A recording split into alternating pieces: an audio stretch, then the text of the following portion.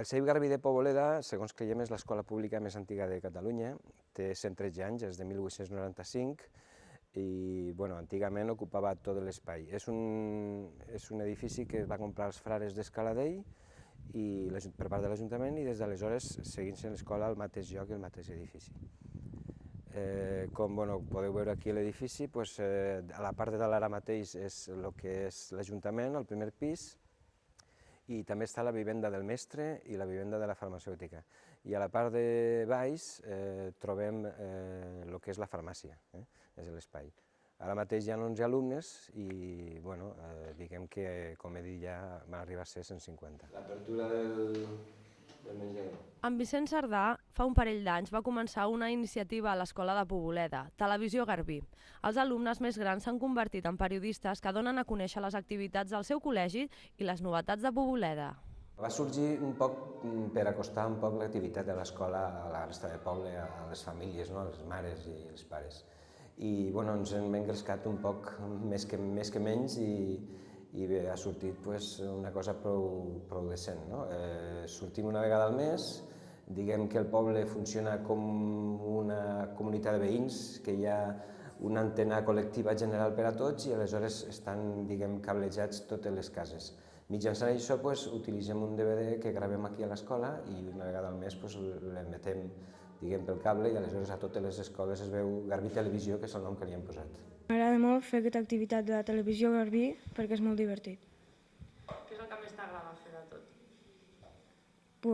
Fer reportatges de l'escola i preguntar-li a la gent del poble quin ofici fa i coses així.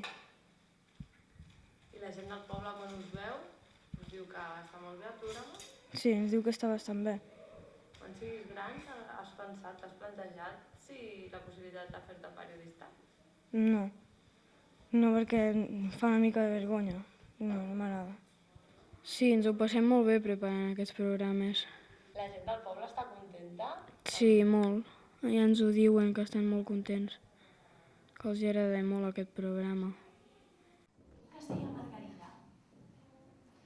Doncs en aquesta SER el primer que fem quan arriba un nouvingut per acollir-lo és parlar amb la família, explicar-li una mica com funciona l'escola i el sistema educatiu, llavors al nen presentar-li una mica, preparar-nos tots una mica, presentar-li el grup classe, l'escola, els mestres i finalment a través de l'aula d'acollida aquí a Cornudella se li adjudica un company guia que serà el que el guiarà una miqueta en el dia a dia, els costums i els petits secrets que té la nostra escola. No sé anar ni en bicicleta. Les escoles rurals són petites. Nens i nenes de diverses edats comparteixen les aules, com passava en Tubi. El desdoblament és fonamental en aquests casos. El professor, que té alguna hora lliure, s'emporta un grup de nens de la classe i així el tutor de la unitat pot treballar més còmodament amb menys alumnes. L'escola rural, per les seves característiques, per les seves peculiaritats, és una escola on trobem sempre grups d'edats diferents i pocs nens.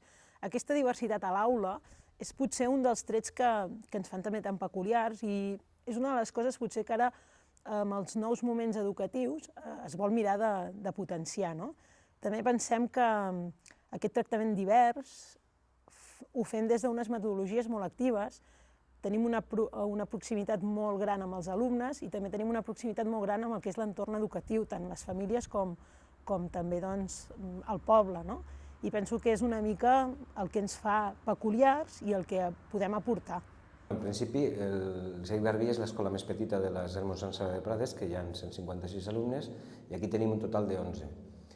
Dividim en dues classes, la mestra Leonor s'encarrega dels més petits, d'infantil, i també agafa primària, primer de primària. I jo agafo els més grans, que són els de segon, quart, cinquè i sisè. Així que hi ha 6 en una classe i 5 a l'altra. El desdoblament a l'escola rural és important perquè a l'hora de fer, qualsevol activitat hi ha nens de diverses edats. Per exemple, en la meva classe hi ha de segon, quart, cinquè i sisè. Entre segon i sisè hi ha una diferència d'edat gran. Aleshores se desdobla, per exemple, els mestres especialistes que venen d'educació especial sobretot, prenen els de segon i jo me quedo en la resta de cursos. És una manera de treballar més, d'aprofitar més el temps. La veritat és que estic molt bé ara mateix a l'escola rural i ara mateix és el que em toca viure. El que no sé és el que passarà. Per tant, això no puc contestar si aniria a una escola ordinària, perquè no ho sé. Depèn del que em depari el futur.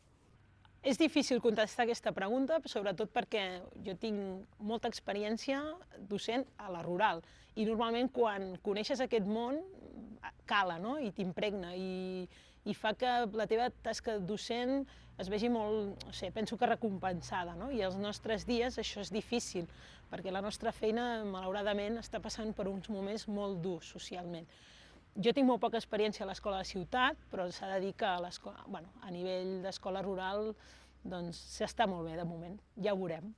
Bé, en principi jo sempre he triat el món rural perquè jo vinc concretament d'una ciutat gran, Vila-real, soc del País Valencià, i sempre m'ha agradat allò rural, sempre els pobles i així.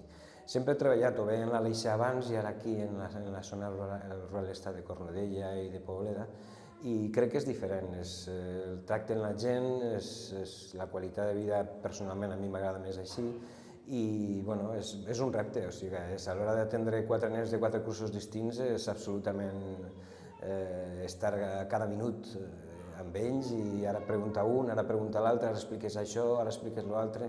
En menys de 30 segons estàs passant de la resta a la multiplicació o a la divisió de decimals, aleshores això en un moment està donant-se així i m'agrada, entre cometes, me va a la marxa a aquest nivell i estic molt a gust aquí, ja porto 7 anys aquí a Catalunya i professionalment soc molt feliç, estic molt bé.